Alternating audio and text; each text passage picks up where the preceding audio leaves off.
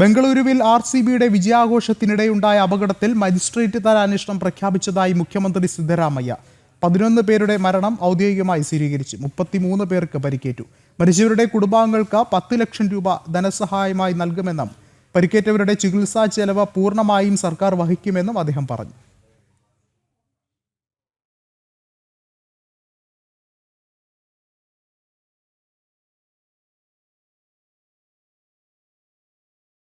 Bangalore City police have been deployed.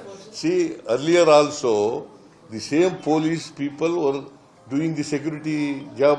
During the matches. This time also they were doing this security job. See, of course, it should not have been happened. This tragedy should not have been happened. We are with the sufferers, victims.